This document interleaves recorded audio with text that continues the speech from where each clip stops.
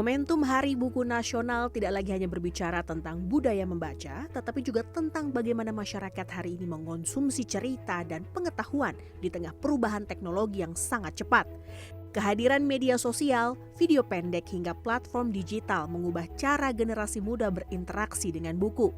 Di sisi lain, buku tetap menjadi ruang penting untuk membangun imajinasi, empati, dan cara berpikir yang lebih mendalam di tengah arus informasi yang serba instan. Perubahan ini juga turut mengubah peran seorang penulis. Penulis hari ini tidak hanya dituntut menghasilkan karya, tetapi juga mampu beradaptasi dengan ekosistem baru yang lebih visual, cepat, dan interaktif. Banyak karya sastra kini berkembang menjadi film, serial, audiobook, hingga konten digital yang menjangkau audiens lebih luas. Fenomena ini menunjukkan bahwa cerita tidak kehilangan relevansinya, melainkan terus berevolusi mengikuti perkembangan zaman dan medium. Di Indonesia, perkembangan tersebut juga terlihat dari semakin besarnya perhatian publik terhadap karya-karya penulis lokal, termasuk karya yang berhasil menembus industri perfilman dan budaya populer. Momentum Hari Buku Nasional menjadi ruang refleksi untuk melihat bagaimana buku, penulis, dan industri kreatif saling terhubung dalam membentuk cara masyarakat memahami isu-isu tentang relasi manusia, identitas, ambisi, hingga dinamika kehidupan modern.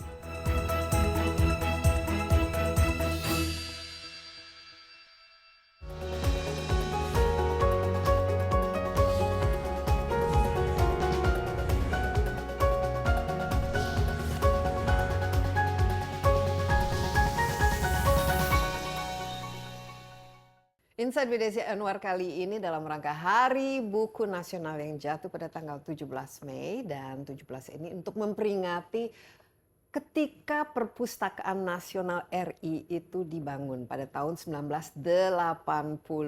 Nah, untuk bicara mengenai buku dan perpustakaan ini kita sekarang sudah tahun 2026 ya, di mana begitu banyak ya medium untuk kita mengkonsumsi informasi dan juga termasuk buku-buku.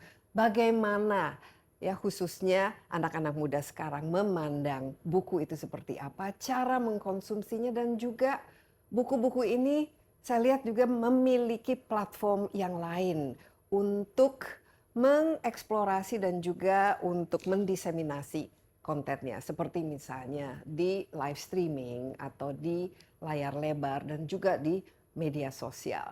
Nah, saat ini Inside with Desi Anwar saya sudah ditemani oleh Ika Natasa, seorang penulis yang cukup prolific tapi juga seorang bankir yang cukup banyak buku-bukunya itu sudah diadaptasi ke layar lebar. Kita langsung saja, Mbak Ika, apa Mbak kabar? Desi, apa kabar? Kabar baik. Oke, ini Hari Buku Nasional Hari ya. Buku Nasional, Hari Rayanya Penulis. Hari Rayanya Penulis, tapi pertama-tama saya ingin menanyakan, ini kan Ika ini bukan saja penulis ya, tapi juga masih seorang aktif, bankir. masih, ya. Nah, ini kalau lihat dari profesinya, apa di kolom profesi itu? Ditulis penulis atau karyawan swasta gitu? Karyawan BUMN ditulisnya kalau di KTP. Jadi karyawan BUMN? Kalau di KTP ya gitu. Tapi secara ini emotionally gitu, I feel like I cannot separate both. Jadi aku tuh dua-duanya. Jadi a banker by daytime, siangnya banker, malamnya nulis. Dan menurut aku kedua profesi itu somehow saling melengkapi ya. Kayak di kantor tuh tugasku salah satunya adalah bagaimana mentranslate numbers into stories, into people something that people can understand gitu. Jadi kasih contohnya numbers into stories. Apalagi contohnya sederhana. Kalau kita bicara misalnya pertumbuhan dana murah secara year on year itu 8% gitu. Tapi kemudian market share kita misalnya baru 5% gitu. Artinya apa gitu kan? Apakah kita tumbuh di atas market? Apakah kita tumbuh di bawah market? Kalau misalnya kita tumbuh di atas market, apakah kita sudah puas? Karena the size of the pie itu makin gede, so things like that gitu. Jadi orang bisa lebih memahami. Orang lebih memahami gitu. Lebih nyambung gitu. Lebih nyambung dan bahasanya juga lebih enak kan gitu. You cannot just see numbers and then ini gue lagi ngeliatin apa ya. Oke, ini kalau sekarang kita numbers ya, taruhlah ini membuat saya rupiah kan sekarang sudah Di atas 17.000. Devastatingly. Nah, terakhir kalau saya mengingat ya tahun 98 itu saat yang betul-betul istilahnya langit runtuh lah ketika rupiah we were in a itu. crisis. We were in a crisis. Tapi sekarang kalau dinarasikan khususnya bagi anak-anak muda yang baru yang tidak paham, ada nggak narasi mensignifikansi dari rupiah yang anjlok saat ini gitu? How would you say it? Oh, I didn't expect that question at all. No, I didn't expect karena I'm just following up from your answer karena menurut saya ini menarik ya karena ini bagi kita-kita yang hidupnya tuh melewati tahun 98 ini angka psikologis yang luar biasa. Mungkin satu hal yang harus kita sadari bahwa orang kan masih banyak mungkin yang berpikir bahwa nilai rupiah itu berdiri sendiri gitu. Bahwa kalau nilai mata uang lain bergeser kita nggak ngaruh gitu kan karena kita bisa mungkin self-sufficient, bisa memenuhi kebutuhan sendiri. Padahal di saat rupiah itu angkanya sudah menyentuh 17.000, malah 17.600 ya terakhir ya kalau nggak salah. Hampir 18.000 sekarang. Hampir 18.000, itu berarti bahwa banyak kebutuhan-kebutuhan kita sehari-hari yang selama ini import gitu kan. Misalnya katakanlah dari minyak, atau tepung, atau kedelai, itu kan nilainya berarti lebih tinggi kan. Dengan nilai yang lebih tinggi itu otomatis dia menjadi bahan baku yang kemudian harganya juga lebih tinggi pada saat diproduksi. Biaya produksi juga tinggi. Sebagai contoh, buku, kertas kita masih impor. Jadi kertas yang ada diproduksi di Indonesia itu nggak cukup untuk kualitas buku yang baik. Jadi kita impor dari Swedia gitu. Otomatis nanti kalau lewat perdagangan internasional lewat pakai di US dollar juga. Kalau harga kertas naik, otomatis nanti harga produksi buku juga naik dan harga buku jadi naik. Jadi kita nggak bisa bilang bahwa ketika US dollar naik itu nggak ngaruh kehidupan sehari-hari karena many components of things that we use every day in life itu paid with US dollars. Itu jadi ceritanya ya supaya orang lebih memahami. Supaya orang lebih paham bahwa it matters in our life gitu. Bukan hanya ngaruh untuk orang yang jalan-jalan ke luar negeri atau misalnya beli barang branded gitu. Tapi setiap orang yang pakai bahan sehari-hari pasti ngaruh karena banyak pabrik juga beli mesin dari luar gitu, beli bahan baku dari luar dan gitu. Kita seperti misalnya obat-obatan kita kan obat-obatan dari luar, 90% itu masih impor ya kontennya. Bapak dan ibuku kan dua-duanya udah lansia dan kita kemarin barusan mengalami bahwa obat jantung bapakku tuh bulan ini tuh naik sekitar 20% dibanding bulan lalu. Itu signifikan loh gitu. Iya. Ini menarik ya, jadi di balik angka itu ada ceritanya. Yes. Nah ini buku, di balik buku ini kan ada ceritanya. Kalau buku lebih mahal, otomatis informasi juga jauh lebih mahal dan tidak terjangkau. Iya. Oke, untuk ke kata buku ini sendiri ya, bagi Mbak Ika, apa yang keluar ya, when I said, ini Hari Buku Nasional, what does the word book mean to you sekarang? Apalagi dengan begitu banyak platform-platform yang menyita atensi orang yang biasanya digunakan untuk membaca. Kalau buat aku buku itu hanya satu medium bercerita. Medium bercerita sekarang kan banyak ya gitu. Aku pribadi tuh pernah menggunakan sosial media, jadi aku pakai Twitter, X ya kalau sekarang bilangnya. Tapi aku masih anak lama, jadi nyebutnya masih Twitter. Sama. I can never say X. I know. So dulu aku tahu bahwa banyak orang yang lebih betah untuk scrolling social media daripada baca buku karena it was easier, right? Gitu. Reading books takes concentration and then you have to put your time into it, while scrolling is just you can do it while sitting somewhere sambil nunggu gitu. Dan aku rasa mungkin mediumku bercerita ya yang harus diubah gitu. Jadi waktu itu aku coba untuk menulis di social media.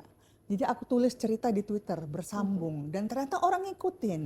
Impressionnya sampai 20 sekian juta gitu. So yang baca banyak. Jadi aku bisa bilang bahwa sebenarnya banyak orang yang pengen baca, cuma mungkin harga buku belum seaksesibel itu. Dan itu adalah PR kita bersama ya. Di satu sisi bahwa harga produksi memang tidak murah, tapi ya itu tadi mungkin kita bisa mengharapkan ada peran pemerintah dari segi katakanlah pajak impor kalau kertas bisa dikurangi. Iya, ini dari dulu sebenarnya permintaan kita. Kita lihat ya India itu betul-betul bisa murah sekali karena murah banget. Dan kertasnya kan juga nggak harus kertas mewah. Betul. Bisa kertas dan jadi mereka cetak tuh ada dua. Jadi yang versi quote unquote mahalnya, terus versi yang aksesibelnya. Jadi orang tinggal pilih kan mau beli yang mana. Jadi bisa dibilang kayak quote unquote membajak buku sendiri tapi dengan cara yang formal dan legal gitu kan. Dia kasih versi murahnya. Itu strategi yang belum kita bisa jalankan di sini. Dan tentu satu hal lagi adalah bagaimana memperluas akses buku dari segi adanya taman bacaan dan perpustakaan yang layak, yang koleksinya update, yang selalu bisa memberikan ruang untuk orang berdiskusi, untuk baca. Nah, aku pribadi sendiri berusaha melakukan hal itu dengan baru tahun ini tuh aku ngumpulin semua buku-buku yang aku punya di rumah. Ada berapa jumlahnya? Sudah di inventor, ada katalognya nggak? Aku nggak punya katalog, tapi kayaknya thousands ya. Thousands. Ya? It's like a whole wall full of books. Kemudian ternyata banyak tuh buku-bukuku sendiri tuh yang hasil cetak ulang kan biasanya udah dapat bukti cetak tuh. Itu ada 20-an kardus sendiri ya. Jadi waktu itu aku putuskan untuk donate ke taman bacaan dan perpustakaan yang ada di Sumatera Utara karena aku dari Medan.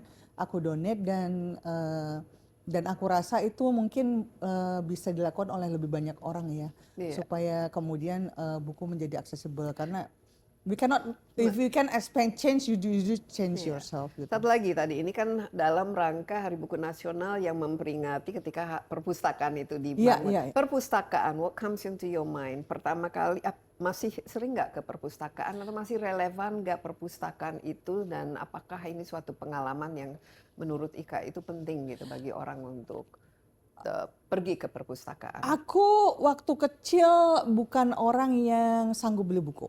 Gitu. So I wasn't raised from a privileged family. Jadi aksesku untuk baca buku adalah nabung lama banget nabungnya. Terus udah nabungnya lama, dibaca cuma 2 jam selesai. Karena saking sukanya kan baca buku. Jadi akses yang kuharapkan adalah perpustakaan. Dan waktu itu kebetulan perpustakaan sekolah lumayan ya koleksinya. Jadi aku baca pinjam gitu. Dan alhamdulillah kan sekarang kita melihat lebih banyak perpustakaan-perpustakaan, tapi khususnya di Jakarta ya. Harus ada kafenya sekarang. Iya. Penting, ini bagian dari lifestyle. Iya. Tapi buat aku itu nggak masalah karena aku malah pengen bahwa membaca buku itu menjadi kultur dan menjadi lifestyle gitu. Dulu aku tuh pernah bikin campaign yang namanya Reading is Sexy. Jadi aku coba interview beberapa public figure yang cukup populer di masyarakat. Aku wawancara, suka bacanya apa, waktu kecil dibesarkan dengan bacaan apa, kenapa suka baca. And I hope that kind of thing can share bahwa this kind of habit doesn't just belong to nerds.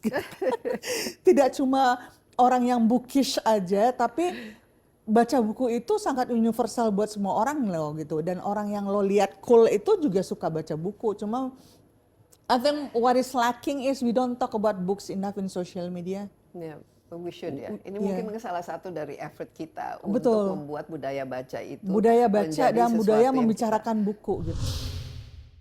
Aku nggak nyangka bahwa cerita yang tadinya aku tulis hanya pengen bercerita doang. That's all. Aku tiap menulis tuh hanya pengen bercerita. Itu resonate to a lot of people. And then ini exclusive for this. Aku udah sign deal untuk filmnya.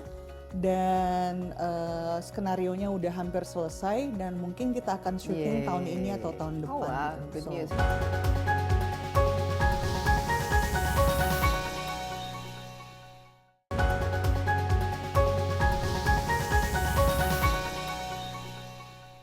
Nah, tadi menarik ya, Ika mewawancarai orang kenapa membaca dan lain sebagainya. Sekarang saya bertanya, kapan pertama kali jatuh cinta dengan buku dan buku apa saja yang waktu itu setelah nabung begitu lama dibeli, dan kira-kira kenapa membaca itu menjadi bagian penting dari kehidupan seorang Ika? Aku dulu belajar baca dengan buku Tintin. Waktu kecil gitu, komik Tintin. I know it's a comic, but it's in the luar biasa, penuh dengan informasi. Penuh dengan informasi dan petualangan kan gitu. Jadi aku ingat banget buku pertama yang aku baca itu adalah Tintin yang judulnya Kepiting Bercapit Emas gitu kan. And itu petualangan yang luar biasa. Aku baca buku demi buku. Terus aku mikir jadi seorang penulis itu seperti seorang magician ya. Dia bisa menerbangkan orang kemana saja, bisa bikin orang merasa seperti apa, bisa mengubah hidup seseorang hanya dengan tulisan gitu dan kata-kata. Dan waktu itu aku mikir, I wanna be that magician. Aku pengen have that kind of superpower. I think it's a superpower gitu. Itu waktu itu umurnya berapa? Ika masih ingat? Masih TK, Ya, TK ya. TK SD gitu. Karena my dad love stories. Jadi waktu kecil aku dibesarkan dengan bapak yang suka mendongeng. Jadi tiap hari dia suka nyeritain gitu. Karena dia suka cerita, aku mulai bisa gambar dan waktu itu aku gambar di dinding komik. Ada UFO yang menyerang kota, kemudian aliennya turun. Waktu itu aku belum bisa nulis, so the stories was with pictures gitu. Setelah aku bisa baca, aku mulai tulis-tulis dikit-dikit gitu kan di atas kertas. Bapakku bawa kertas HVS, aku tulis pakai pulpen, kemudian dia staples untuk jadi buku, and that becomes wow, I have my own book gitu kan. Dan it was so satisfying karena bisa menuangkan pikiran sendiri. Buku pertama yang aku tulis bercerita tentang seorang anak yang menemukan peti harta karun tapi nggak ada kuncinya. Terus dia sibuk nyari kuncinya kemana ya? Ini isinya apa ya? Gua harus ngapain? Ini berat banget dorongnya gimana? So that was the first story that I wrote waktu aku masih SD gitu. Dan itu ternyata hobi yang berlanjut, dan karena aku menikmati ya. Jadi aku nulis aja sampai akhirnya novel pertama yang aku tulis itu adalah waktu SMA. Waktu itu dalam bahasa Inggris. Waktu SMA kan aku kesempatan AFS ke Amerika Serikat. Pulang dari sana, aku merasa kayak bahasa Inggrisku perlu dipakai terus ya, kalau enggak kan hilang. Terus jadi aku nulis novel judulnya Underground, ceritanya tentang orang-orang yang kerja di music television, karena waktu itu kita masih generasi MTV. Iya. And I love Ini waktu music. itu di Amerikanya di mana? Di Iowa. Di Iowa. Di Oke, Iowa, padahal gitu. Iowa ini somewhere in the Somewhere in the Yang cornfield. ya musim dinginnya. You probably the only one of, jarang mendapat ini. Oh bukan nggak ada, seperti- aku satu-satunya orang Iya. Indonesia di situ waktu itu, dan the winter is terrible. Iya. And then there was Ini also apa Little House on the Prairie kind of. yeah, and there's also typhoon. We have to hide in the basement. Itu aku tuangkan dalam tulisan. Novelnya jadi sekitar 400-an halaman. Terus aku pikir 400-an halaman gitu. Terus ternyata wow, writing so fun gitu kan. Tapi dipublikasi nggak waktu itu, dicetak? Waktu itu aku coba kirim ke penerbit dan ditolak. Oke. Mungkin karena bahasa Inggris ya gitu, dan mungkin Tapi karena mungkin mereka tulisan juga nggak ngerti, ini nggak nyambung ya ini apa sih? mungkin. Terus kemudian tapi dan mimpinya ya udah aku lupakan. Aku kuliahnya maksudnya ekonomi, aku kuliahnya akuntansi, so nothing to do with literature. Sorry, kenapa?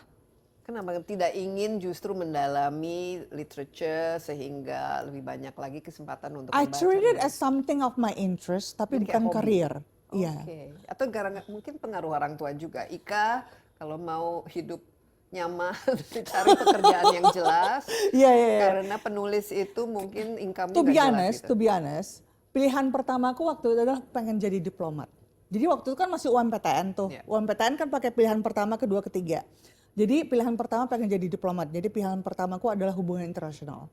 Terus aku juga suka gambar dari kecil. Jadi aku pengen jadi arsitek. Jadi pilihan keduanya adalah arsitektur ITB. Terus my dad said, you have in your life you have to have a safe choice. Safe choice itu apa? Tahu nggak profesi yang dimanapun kita pasti ada? Ekonomi katanya gitu. So masuk Very ekonomi. pragmatic ya. Very pragmatic gitu. Jadi ya udah aku taruh pilihan ketiganya accounting di USU di Medan. Terus lulusnya itu. Lulusnya itu. Jadi ya udah aku masuk. Tahun pertama tuh aku merasa this is so not my world. I hated numbers so much.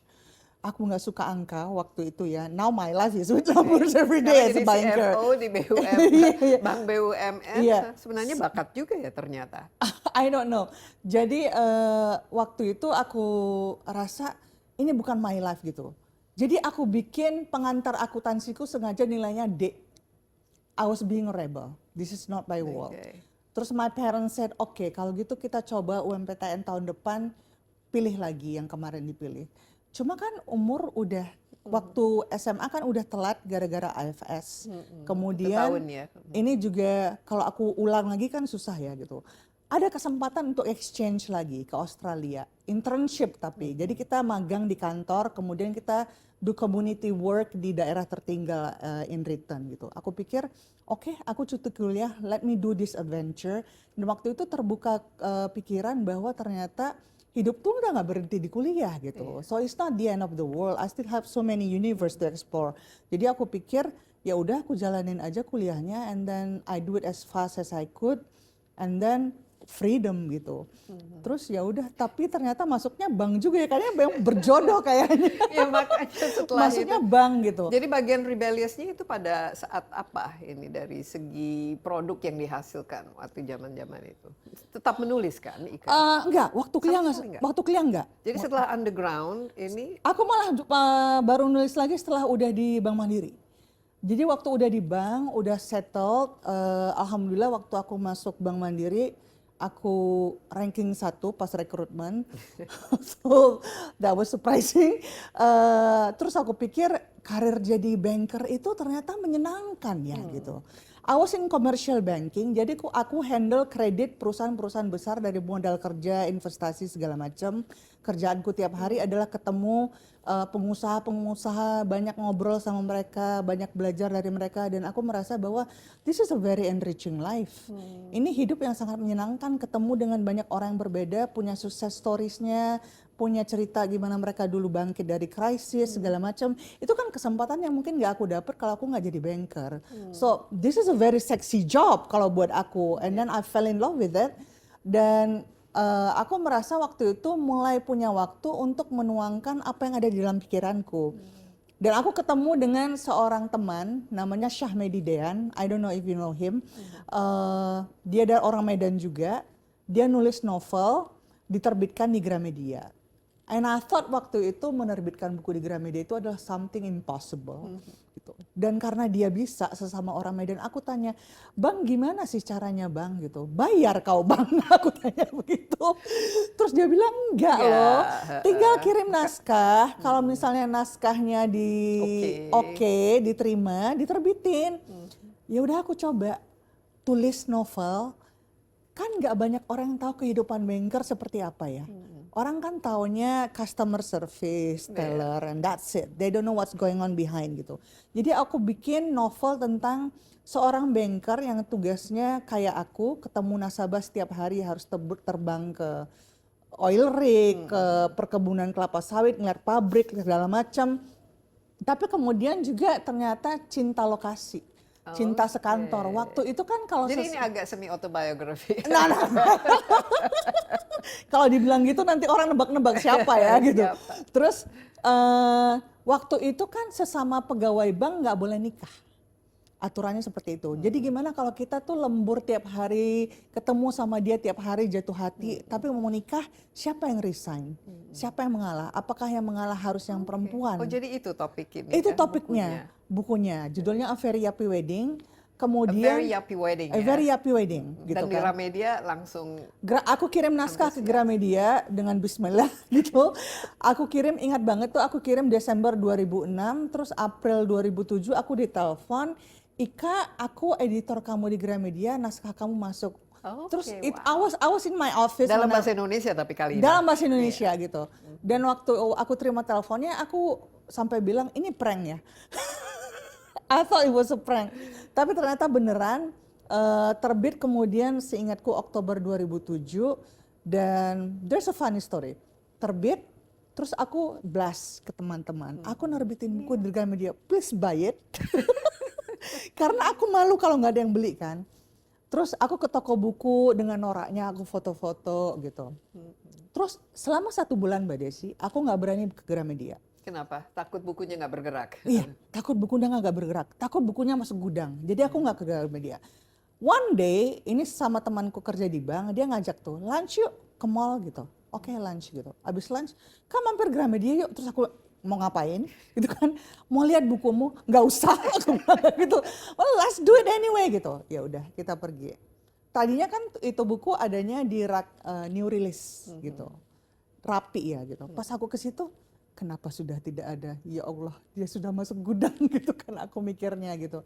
Terus kita cari-cari di mana ya, kok nggak ada ya bukunya. Terus temanku ngelihat, kak sini deh gitu.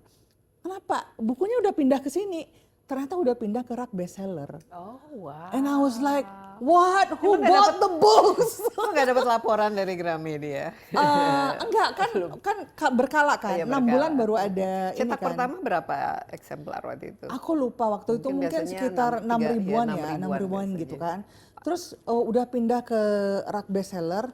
Terus aku yang wow, is this true gitu kan.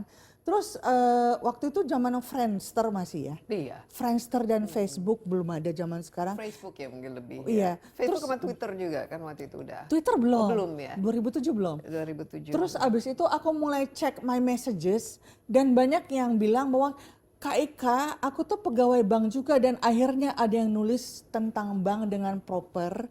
Terus abis itu ini kisah hidupku, dia bilang begitu. Aku juga cinlok. Terus aku tanya, tapi kamu jadi kawin nggak? Enggak, aku mabat. So that was funny. That's Maksudnya aku nggak nyangka bahwa cerita yang tadinya aku tulis hanya pengen bercerita doang. That's all. Aku tiap menulis tuh hanya pengen bercerita. Itu resonate to a lot of people. Gitu. Sekarang Dan- udah dicetak berapa kali ini? Wah, aku nggak hafal ya, tapi udah laku sekitar 70-an ribu, Oh, I wow. guess, gitu. Luar biasa ya. For the first book, and then ini exclusive for this. Aku udah sign deal untuk filmnya dan skenarionya udah hampir selesai dan mungkin kita akan syuting tahun ini atau tahun depan. Oh, wow. gitu. Good So, news. aku tuh paling bahagia kalau aku menulis, karena pada saat aku menulis tuh aku bisa menuangkan segala kegelisahan dan keresahan yang ada dalam hati menjadi sebuah tulisan, kemudian membentuk dunia, merangkai ceritanya, dan ketika itu jadi dan aku baca ulang, wow, I created this world.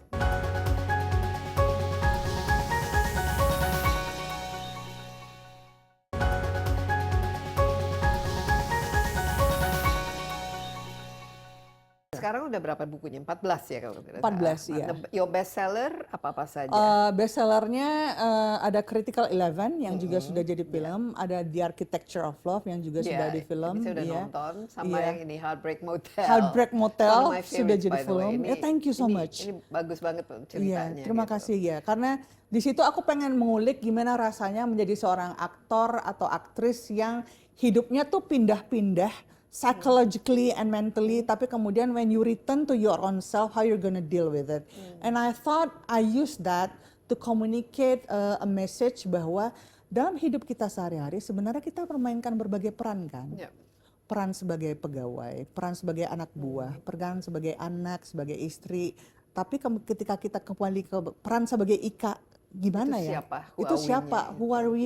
When we shed all of that away gitu, ketika kita meminggirkan semuanya, kita sebenarnya siapa gitu. So that's the kind of conversation yang aku coba Tapi yang saya lihat juga banyak sekali, ini kan banyak layer-layer ya, banyak sekali menurut saya isu-isu yang sangat penting ya dan relevan bagi peran seorang perempuan kan. Dari situ ada domestic violence juga, Betul.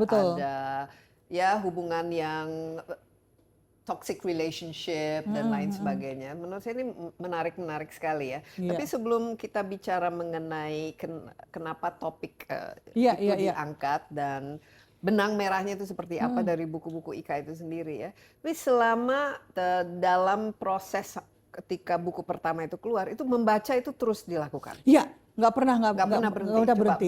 berapa buku dikonsumsi setiap bulan atau setiap minggu dan kira-kira buku seperti apa? At least 3 seminggu ya. 3 seminggu. Itu biasanya Sorry, apa? at least 3 sebulan. Tiga. Tiga, Apa? karena Fiksi? kadang ada kerjaan kan. Ada fiksi Iya. atau buku Mostly self-help fiction. atau buku Mostly fiction. Siapa? Aku jarang banget baca self help. Aku sangat suka Dewi Lestari. Aku suka Favorit saya Leila juga, Leila Chudori. Chudori gitu. Kalau yang internasional yang Internasional aku suka John Grisham. Aku suka Agatha Christie. oke, jadi suka misteri ya, Iya, crime chemistry and crime itu. Dan aku admire John Grisham karena dia juga seperti aku kan. Awalnya lawyer, punya profesi sendiri, tapi kemudian menuangkan pengetahuannya tentang hukum menjadi kisah yang menarik. So I dig that gitu. So Itu aku read almost every writer, even yang misalnya namanya tidak dikenal. I would love to come to Gramedia, cuma lihat ada buku apa yang menarik, and then aku bawa pulang, aku baca gitu. Jadi so you're book consumer kan. Iya, Tapi kalau yang selain ini bacanya buku secara fisik atau Fisik, pakai fisik. tablet? Aku masih atau fisik. Masih Ha, fisik. masih Ya? fisik. Aku merasa kalau baca pakai tablet matanya perih. Itu, but maybe aku cuma tua aja sih. Tapi maksudku baca buku fisik itu beda loh. Kayak you hold something, this magical thing in And your then especially hand, new books. and then wanginya kalau buku habis dibuka itu wangi banget loh, and that's the best thing in the world gitu. Nah, saya ingin tuh menularkan ya ke passion untuk membaca buku, apalagi secara Iya, fisik ini kepada para pemirsa kita, Iya. khususnya anak-anak muda digital native Iya, yang iya, mungkin jari itu digunakan kan buat scrolling dan Yes, mata ini. yes. Apa yang terjadi kepada tubuh kita ketika kita membaca, memiliki hubungan ya Iya. dengan buku itu, dan kira-kira benefit yang dirasakan dengan membaca itu apa-apa saja? Satu tuh, kalau kita megang buku, and then you touch the cover, covernya kan ada timbul-timbul dikit kan gitu, and you lus, itu udah merasa bahwa wow, this is something. Ini sesuatu yang aku beli, dan kelihatan tebalnya berapa. Kalau kita baca digital kan nggak kelihatan tebalnya ya. Kelihatan wow, I'm going to have an adventure for 300 pages. This is going to be so fun gitu. Aku baca Gone Girl yang tebalnya segini itu cuma 1 hari. Dan nggak makan gara-gara saking serunya itu buku gitu. Jadi tebalnya segini, kemudian kita buka halaman pertama, atau kita mulai dari belakang baca blurbsnya, sinopsisnya. Wow, this is interesting. Buka halaman 1, nggak kerasa itu sensasinya ada loh ketika kita balik halaman, the sound of it. Kalau di ASMR kan itu menarik banget, and then wanginya, rasa kertasnya gitu. Itu sensasinya nggak kita rasakan kalau kita baca digital gitu. And then maybe this is just me ya, but I think books itu the sexiest decor in any house. Rumah yang nggak punya buku itu bukan rumah kalau buat aku ya gitu. Jadi aku masih punya buku-buku waktu dari zaman aku kecil dulu. Aku dulu suka banget baca trio detektifnya Alfred Hitchcock, suka baca Tintin, suka baca Sidney Sheldon. Itu masih ada walaupun udah kuning-kuning, dan itu kita simpan di lemari. Masih rapi, lengkap semuanya. And every time I look at my personal library, I see my growth. Bahwa oh aku dulu baca dari sini, kemudian dari sini ke sini gitu.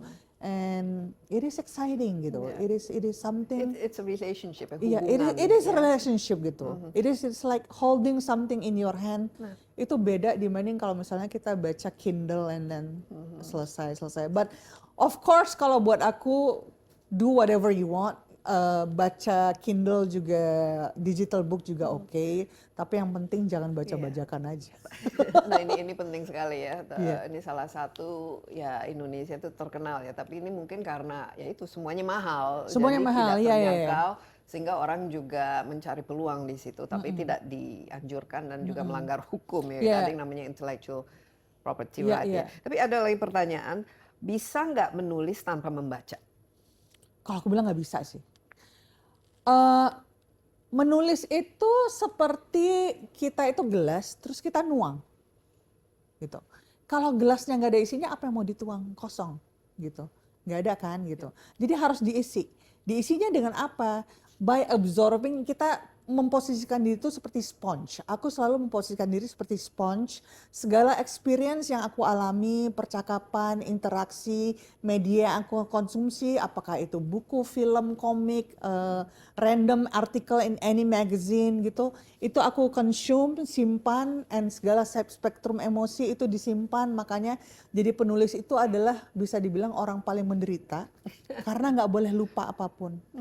Patah hatinya aja nggak boleh dilupain karena besok-besok bisa jadi bahan bakar buat menulis gitu. Jadi itu disimpan semuanya, diproses, baru kemudian menjadi tulisan gitu. Makanya aku juga pengen menganjurkan agar teman-teman selain rajin baca buku juga mulai belajar menulis. Writing is so enjoyable buat aku. Aku rasa aku tuh paling bahagia kalau aku menulis. Karena pada saat aku menulis tuh, aku bisa menuangkan segala kegelisahan dan keresahan yang ada dalam hati menjadi sebuah tulisan, kemudian membentuk dunia, merangkai ceritanya, dan ketika itu jadi dan aku baca ulang, wow, I created this world, this is my world. Dan pada saat kemudian dia dilempar ke pasar dan bertemu dengan pembacanya, pembaca mungkin akan bilang, Kak Ika akan resonate with what you're writing gitu. Yeah. Aku pernah punya satu cerita ya, waktu Critical Eleven rilis kan itu bercerita tentang kehilangan anak gitu. Jadi ada perempuan loss, ya. yang namanya Anya, waktu dia melahirkan, lahirnya anaknya stillborn gitu. Dan beberapa hari setelah buku itu rilis, aku terima email dari seorang pembaca yang bilang, Kak Ika, namaku ini, aku seorang pengacara. Yeah. Pada saat aku menulis email ini, aku sedang berbaring di rumah sakit dan anakku baru meninggal setelah aku melahirkan beberapa hari yang lalu dan masih dalam proses pemulihan. Tadinya dia bilang aku marah sama Tuhan, aku marah sama takdir, tapi waktu aku baca buku Kak Ika, aku merasa bahwa aku nggak harusnya berlarut-larut dalam kemarahan, tapi aku harus bisa melanjutkan hidup karena hidupku tidak selesai di situ. Aku nangis loh baca itu. Aku nangis baca email itu karena aku nggak nyangka bahwa sesuatu yang aku tulis itu kemudian bisa menggerakkan orang dan bisa bikin orang punya kekuatan gitu. What I'm trying to portray in my book is what it's like to be human. Apa rasanya menjadi manusia yang merasa, yang punya mimpi, yang punya keinginan, tapi tidak semua keinginannya itu bisa tercapai. Dan ketika itu tidak tercapai, apakah kita kemudian merasa hidup kita selesai? Enggak. Hidup terus berjalan, hidup nggak menunggu kita pulih, hidup nggak menunggu kita kuat, tapi kitanya yang harus menguatkan diri untuk terus hidup gitu.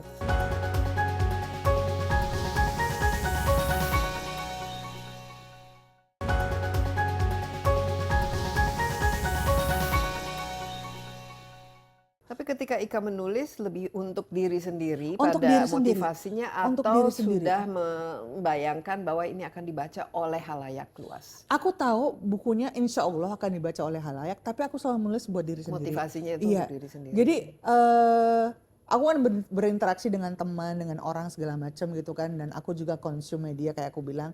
Terus aku ketemu isu apa yang lagi aku pengen bahas ya. Di salah satu bukuku yang terbaru judulnya Satin, aku bicara tentang urban loneliness. Bahwa kota-kota besar termasuk seperti Jakarta, Medan, Surabaya gitu, itu sebenarnya perlu penuh dengan jiwa-jiwa yang kesepian. Yeah. Orang-orang yang terlihat ramai-ramai, wow, gaul apa segala macam, padel bareng, tapi sebenarnya kosong gitu.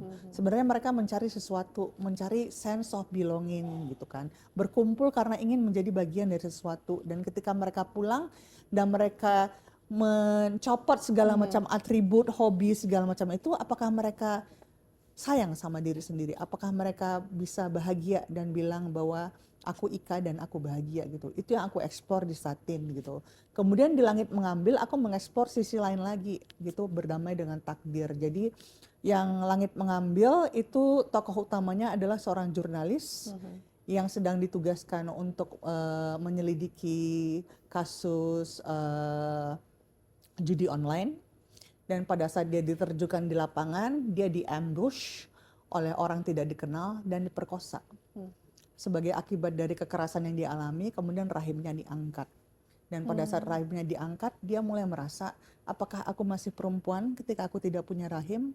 Apakah aku masih bisa jadi reporter ketika kejadian yang begitu traumatik itu dan bagaimana caraku untuk mencari keadilan? Jadi di setiap buku aku tuh selalu bicara tentang sesuatu yang lagi aku pertanyakan dalam hidup gitu. Di Satin aku sedang merasa bahwa aku dalam titik kesepian. Sebenarnya kesepian itu valid nggak sih? Is it okay to feel loneliness? Is it hina gitu? Ataukah boleh? Dan waktu aku menulis Langit Mengambil, aku lagi bicara tentang iman yang paling sulit tuh bagiku sebenarnya iman kepada takdir. Kalau kita sudah berusaha, kan ada istilah tuh bahwa usaha tidak akan pernah mengkhianati hasil. It's not always like that. Justru kadang-kadang kebalikan. Kebalikan gitu kan. Ada orang yang mendapatkan sesuatu begitu mudah ya. Begitu mudah gitu. And is it fair? Kita nggak bisa bilang fair atau enggak gitu kan. Karena hidup ya udah ada garisnya gitu. Jadi ketika kita dihadapkan dengan takdir yang tidak sesuai dengan yang kita inginkan, should we be happy? Should we feel that kind of acceptance? Jadi itu yang pengen aku explore. Jadi in each book, I think in a way aku tumbuh, cara menulisku juga dan topiknya juga ikut tumbuh gitu. Makanya makin kesini kalau kata pembacaku makin agak lebih dark ya Kak Ika. Terus Jadi aku, ada evolusinya tuh kelihatan ya iya, dari. terus aku bilang, iya karena ternyata hidup tidak selalu manis, aku bilang. Nah, jadi buku ini karena tadi disebut ini motivasinya karena dari diri sendiri. Iya. Ini seperti apa? Apakah buku ini lahir karena ingin menjadi semacam terapi atau catharsis untuk menuangkan segala macam emosi? Ini buah dari imajinasi atau concern, tapi juga di situ ada autobiografinya gitu. Kira-kira yang what is the role of the book itu dalam menuangkan semuanya ini? Bagi aku, buku adalah cara aku untuk tetap waras. Jadi semacam Iya, terapi ya? terapi gitu. Jadi ada isu-isu yang mungkin aku rasa susah untuk di-resolve, ada isu-isu yang perlu dibicarakan, ada opini yang pengen aku sampaikan, ada values yang pengen aku sampaikan, itu aku sampaikan dengan buku. Dan kalau aku nulis non-fiction, mungkin jadinya berat ya. Nah ini dia, kenapa menggunakan fiksi Iya, ketimbang iya. misalnya seperti self-help Iya. ya? Atau Karena kalau aku nulis self-help, Ika siapa? Kalau kita mau nulis self-help, kita kan harus punya latar belakang yang kuat kan. I'm a banker, I should be writing about finance. Tapi kan how to get rich quick. there's no such Biasanya, thing. There's no such thing. Tapi maksud aku, kalau aku nulis tentang keuangan, wow, aku udah sehari-hari ngadepin angka, terus pas nulis ngadepin angka kayaknya nggak seru ya. Makanya aku pikir gini, aku merasa orang tuh lebih gampang untuk menerima suatu gagasan atau values ketika diceritakan kepada mereka tidak dalam bentuk menceramahi. Kalau kita nulis, kalau aku merasa ya, kalau kita nulisnya dalam bentuk fiction, mereka melihatnya sebagai kisah orang lain yang kemudian mereka nikmati, dan kemudian dari situ mungkin timbul empati. Kan ada studi yang bilang bahwa kalau kita baca fiction, empati kita lebih besar gitu, dan mereka bisa jadi berefleksi kan, bercermin, oh ternyata kalau jadi ini begini ya, oh ternyata kalau kehilangan anak seperti ini, oh ternyata kalau merasa kesepian di masyarakat urban itu adalah sesuatu yang normal, and I'm just one of them, and I'm just trying to live my life gitu. Jadi itu yang berusaha aku lakukan. Jadi values-nya itu aku infuse ke cerita fiction, tapi bukan berarti bahwa fiction cuma cinta-cintaan doang selesai, nggak. Tapi ada messages di situ yang berusaha aku selipkan. Dan dari pemilih ini, kalau fiksi kenapa menarik itu kan karakternya ya, Betul, mungkin betul. prosesnya, Iya. dan apakah karakter itu bagaimana membuat karakter ini bertiga dimensi, Iya. dan mana yang misalnya mencerminkan Ika gitu, atau ada beberapa karakter yang memang dibuat karena kenalan atau karena pengalaman, atau mungkin merefleksikan projection of your own self, memproyeksikan dari kegalauan yang ada dalam diri sendiri. Satu hal yang selalu aku lakukan adalah di buku-bukuku karakternya selalu, main karakternya sejauh ini selalu seorang perempuan. Dan aku selalu menggambarkan perempuan yang berani mengambil keputusan atas dirinya sendiri. Itu benang merah. Iya, perempuan yang berani memilih. Karena aku merasa tidak semua perempuan tuh punya kemewahan untuk memilih. Dan punya kebebasan untuk menentukan jalan hidupnya gitu. Ada dari kita yang terbatas oleh konstruksi sosial, ada dari kita yang terbatas oleh kultur, terbatas oleh agama gitu. Jadi nggak semua orang, budaya, nggak semua ekonomi juga apalagi. Obviously. Jadi nggak semua orang punya pilihan itu. Nah, ketika seorang perempuan kemudian mempunyai pilihan, gimana ya gitu. Dia akan memilih apa gitu kan? Apakah dia akan memilih dengan cara yang cerdas, pakai hati atau pakai kepala atau pakai keduanya? Itu yang pengen aku tampilkan gitu. Dan aku sih punya harapan bahwa perempuan-perempuan yang baca itu akan berpikir bahwa aku bukan perempuan itu kan selalu dianggap lemah ya. Lemah. Justru bagi saya itu kebalikannya. Kebalikannya ya gitu. Terlalu kuat ya. Minang. Oh iya, terlalu Minang ya. Oke. Perempuan itu justru merupakan ya ini iya. yang diempuk istilahnya, kita lah yang menjadi faktor menstabilkan semuanya sebenarnya. banyak yang menganggap mungkin perempuan belum pantas untuk memimpin gitu karena sisi emosinya terlalu besar, jadi dia nanti tidak bisa bersikap fair. Kan ada kan stigma Iya, ada. seperti Tapi itu ini kan gitu. sesuatu yang dibungkus oleh patriarki. Iya, betul gitu. Nah, aku pengen nunjukin kalau seandainya kita memotret perempuan-perempuan yang bisa mengambil pilihan, apakah mereka akan selalu menjadi perempuan yang terlihat sempurna? Ternyata tidak. Gitu. Bukan berarti pada saat kita mengambil pilihan-pilihan dalam hidup, kemudian pilihan itu kemudian memberi sesuatu yang baik ke kita. Sometimes we make the wrong choices too, and then we make mistakes gitu. So what I'm trying to portray in my book is what it's like to be human. Apa rasanya menjadi manusia yang merasa, yang punya mimpi, yang punya keinginan, tapi tidak semua keinginannya itu bisa tercapai. Dan ketika itu tidak tercapai, apakah kita kemudian merasa hidup kita selesai? Enggak. Hidup terus berjalan, hidup nggak menunggu kita pulih, hidup nggak menunggu kita kuat, tapi kitanya yang harus menguatkan diri untuk terus hidup gitu. So, dan aku mengalami itu dalam hidupku sendiri karena seperti aku bilang, mimpiku untuk jadi diplomat dan arsitek dulu kan nggak kejadian ya gitu. Jalan hidupnya kan membelokkan. Itu kira-kira tidak kejadian kenapa? Karena Nggak lulus. lack of choices. Oh, karena tidak lulus. Nggak Memang lulus itu satu. mungkin. Terus kalau yang secara ekonomi ada kejadian, ada ceritanya Mbak Desi. Jadi waktu itu aku UMPTN-nya pergi ke Bandung sengaja. Karena aku pengen masuk, waktu itu kan kalau dulu biasa ya, kita kan pilih UMPTN tapi habis itu kita punya juga pilihan sampingan yang swasta. Ya, Dan untuk jaga-jaga. jaga-jaga kan. Arsitektur terbaik waktu itu kan di Unpar. Jadi aku ujian di Unpar. Ujiannya waktu itu ada bahasa Inggris, matematika, dan menggambar gitu. Jadi aku menggambar ruang, dan waktu aku menggambar ruang tuh ada pengawasnya yang masuk dan bilang bahwa selamat ya kamu masuk di Unpar pada saat ujian gitu. Ini belum pengumuman loh, aku yang wow diapresiasi ya gitu. Terus kemudian keluarlah pengumuman gitu kan, aku lulus masuk Unpar gitu kan. 2 hari setelah itu pengumuman UMPTN keluar, waktu itu kan masih pakai koran ya. Iya. Jadi subuh-subuh tuh pergi ke loper koran untuk lihat gitu. Terus lulus di USU. Terus bapakku telepon gitu. Dia bilang begini, karena bapakku cuma pegawai biasa ya, bukan someone yang important atau gimana. Dan dia bilang, Ika, kalau aku orang Melayu Delhi, kalau orang Melayu Delhi tuh panggil bapaknya itu entu gitu. Entu tahu Ika lulus arsitek di Unpar gitu dan itu sekolah bagus. Tapi kalau entu nyekolahin Ika di situ, entu mungkin nggak sanggup nyekolahin adik. Mungkin biayanya nggak cukup karena sekolah arsitek kan mahal, harga meja gambar mahal. Zaman dulu kan masih pakai meja gambar ya gitu. Jadi kan Ika lulus di USU, boleh pulang nggak nak? Gitu. Itu patah hati banget loh. Oh ya. Karena aku merasa aku mampu. Intellectually aku mampu, tapi ekonomi kan nggak bisa.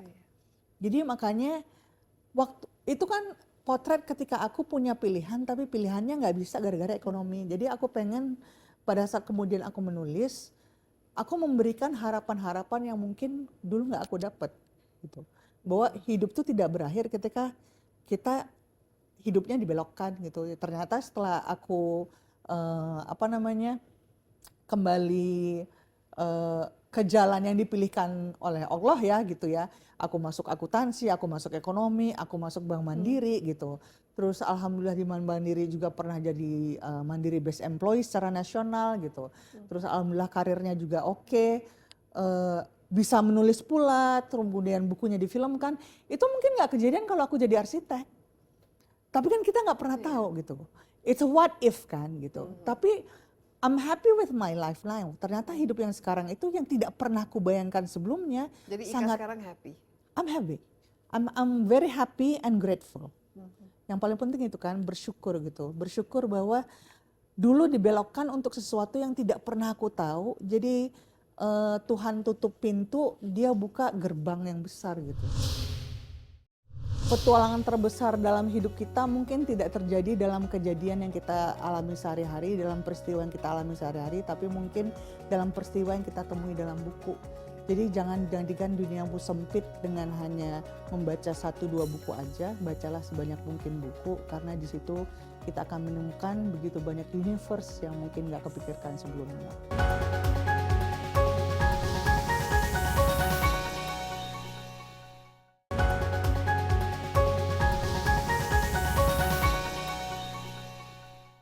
Jadi what next? Ini kan tadi kamu mengatakan Iya. semakin kesini semakin dark, semakin berat ya. Semakin Ini- berat.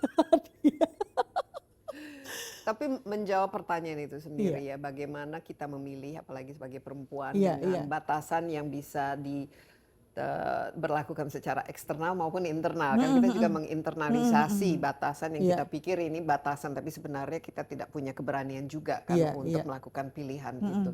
Ini bagaimana di IKA sendiri dan bagaimana nanti diterjemahkan ke dalam fiksi berikutnya. Aku saat ini sedang dalam proses menulis satu novel. Kali ini tidak biasa topiknya. Topiknya adalah bagaimana ketika kita merasa bahwa karir adalah satu-satunya hidup yang kita punya, dan ketika itu tidak lagi payback ke kita, how should we feel? And I think that would resonate with a lot of people. Tapi setiap bukunya ada jawabannya nggak? Enggak, Atau enggak selalu. hanya dalam bentuk pertanyaan akhirnya? Aku di ujungnya selalu, tapi kalau aku ngomong begini nanti jadi nggak baca, males baca bukunya nggak ada endingnya. Nggak usah spill, Tapi maksudku gini, kepuasan dalam menyelesaikan Oke. fiksi itu apakah menjawab kegalauan ataupun pertanyaan yang selama di, ini di ujung dimiliki? aku tuh selalu berusaha memperlakukan pembacaku sebagai orang pinter. Jadi di ujung tuh aku selalu memberi mereka satu cerminan yang bisa menjawab, this is what the book means to me. Jadi tiap orang akan meresonate endingnya dengan cara yang berbeda. Tapi what I always infuse in the ending is choices. Bahwa hidup itu pilihan. Meski kita tidak memilih aja itu pilihan loh gitu. Meski dipilihkan buat kita itu juga pilihan. Jadi life is a string of choices. Itu yang aku sampaikan. Dan bagaimana kita menyikapi pilihan itu terserah kepada kita sendiri. Do we want to position ourselves as victims? Or do we want to position ourselves as a fighter gitu. Pada akhirnya kan aku memilih untuk sebagai fighter kan. Karena bapakku tuh pernah mengajarkan bahwa Ika, apapun dunia yang kamu pilih, kamu harus jadi yang terbaik. But because then kalau misalnya kamu nggak berusaha untuk menjadi yang terbaik, then it's not worth it gitu. Jadi aku itu yang selalu semangat yang berusaha aku ini kan. Aku nggak bilang bahwa aku penulis terbaik. Aduh jauh banget. Banyak yang lebih baik dari aku. Tapi dalam usahaku untuk menjadi yang terbaik, that's the journey. Oke. And then life is journey, life is not an ending. Endingnya kan nanti waktu kita meninggal kan gitu. Iya, dan even then it may not be the end kan. Iya, masih ada akhirat. Ya, nggak penting ya. Masih ada akhirat gitu. Masih ada stasiun-stasiun berikutnya, Iya. tapi kita harus menikmati pemandangannya. Iya, ya, betul. selama Jadi by treating your life as a journey, we learn that we don't necessarily have to think everything as an ending. Jadi ada kiamat-kiamat kecil dalam hidup, ada kekalahan-kekalahan kecil dalam hidup, tapi kekalahan itu kalau aku bilang kenapa kita jatuh supaya kita belajar bangkit.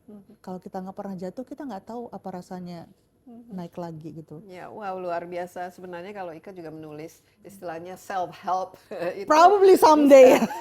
bisa sangat-sangat membantu. Tapi Iya. kira-kira profil dari pembaca Ika yang secara sengaja ataupun tidak sengaja terbentuk itu seperti apa sekarang? Macam-macam ya. Aku pernah tuh kemarin aku baru talk show di Makassar ya, di Makassar International Writers Festival, dan ada yang bilang, Kak Ika, aku baca buku kamu dari SD, and I was like, Dek, kamu masih SD ngapain baca bukuku? Terus saya bilang dari kakakku Kak, katanya gitu. Jadi kakaknya baca, jadi terus kemudian lama-lama dia jatuh cinta, terus dia mulai baca buku-buku yang lain. Sampai ada kemarin aku dapat message dari seorang pembaca yang dia kirim video, omanya udah sepuh banget, terus dikasih kado bukuku, omanya seneng banget, umurnya udah 80-an. Jadi range pembacaku agak jauh nih gitu. Dan aku senang sih bahwa ternyata cerita itu ternyata tidak punya segmen ya. Yang gitu. penting it's a good story kan. Ya, yang penting it's good and maybe it has something in it Yeah. gitu. Aku nggak tahu something in it apa. Fungsiku sebagai penulis adalah sederhana, bercerita. That's it. And then let the readers absorb it in any way that they can. Iya, dan sekarang banyak sekali diadaptasi ya buku-bukunya ke layar Alhamdulillah lebar. menjadi layar lebar ini ya. lebih bagaimana ketika melihatnya di layar lebar dan membacanya, Ika sendiri itu bagaimana? Yang mana Aku yang kebetulan kan tipe penulis yang terlibat aktif dalam proses adaptasi. Jadi waktu Critical Eleven aku ikut nulis, waktu T4 Tiare aku ikut supervise screenplay-nya, waktu The Architecture of Love aku juga ikut nulis, waktu Heartbreak Motel itu aku membebaskan Angga Sasongko untuk bertualang dengan pikirannya. Kemudian ini A Very Happy Wedding juga aku ikut nulis gitu. Dan dalam beberapa minggu ke depan juga kami akan mengumumkan Satin juga mau dibikin filmnya. Jadi kalau aku lihat sih cara orang menikmati buku dengan film kan beda ya gitu. Audiensnya juga beda. Ada orang yang baca buku tapi nggak nonton film, ada yang nonton film tapi nggak baca buku. Ika sendiri kalau misalnya lebih aku suka both. mana, nonton film atau baca Aku bukunya? do both, aku do both. Tapi buat aku bahwa buku-bukuku difilmkan itu memberi ruang buat cerita dan message yang ingin ku sampaikan ke audiens yang lebih luas. Oke, sekarang And ini I love dalam that. rangka Hari Buku Nasional, coba message yang ingin Ika berikan supaya kita juga lebih cinta lagi terhadap yang namanya tuh buku. Apa? Aku cuma pengen bilang bahwa petualangan terbesar dalam hidup kita mungkin tidak terjadi dalam kejadian yang kita alami sehari-hari, dalam peristiwa yang kita alami sehari-hari, tapi mungkin dalam peristiwa yang kita temui dalam buku. Jadi jangan jadikan duniamu sempit dengan hanya membaca 1-2 buku aja, bacalah sebanyak mungkin buku, karena di situ kita akan menemukan begitu banyak universe yang mungkin nggak kepikirkan sebelumnya. Luar biasa, bagus sekali, dan kita juga tunggu karya-karya Ika Thank you Natasha so much, Mbak berikutnya, Desi. baik dalam bentuk buku fisik dan tentu juga kalau Amin, sudah amin. nonton, karena saya juga dua-duanya. Dua-duanya kan menyenangkan. Dua-duanya karena berbeda ya dalam Iya, iya, bagaimana kita juga mengkonsumsinya Iya, dan iya. kepuasan yang kita dapatkan juga Iya. berbeda. Apalagi kalau di layar lebarnya ada aktor-aktor favorit. Yes, yes. Baik, sekali lagi Ika, good luck, dan Thank sekali you. lagi seorang penulis tapi juga seorang bankir. Nah, ini bagi teman-teman yang merasa bahwa saya nggak ada waktu untuk menulis, terlalu sibuk, itu ini dipatahkan lah. Ya. Tidak harus 24 jam 7 hari Iya. menjadi penulis sebagai profesi, tapi ternyata juga bisa dilakukan kalau memang punya ada keinginan. Ya. Ya, demikian Insight with Desi Anwar kali ini. Terima kasih juga atas perhatian Anda. Jangan lupa Anda juga dapat menyaksikan acara ini di cnnindonesia.com dan juga di YouTube CNN Indonesia Insight with Desi Anwar. Sampai jumpa, stay safe. Bye-bye.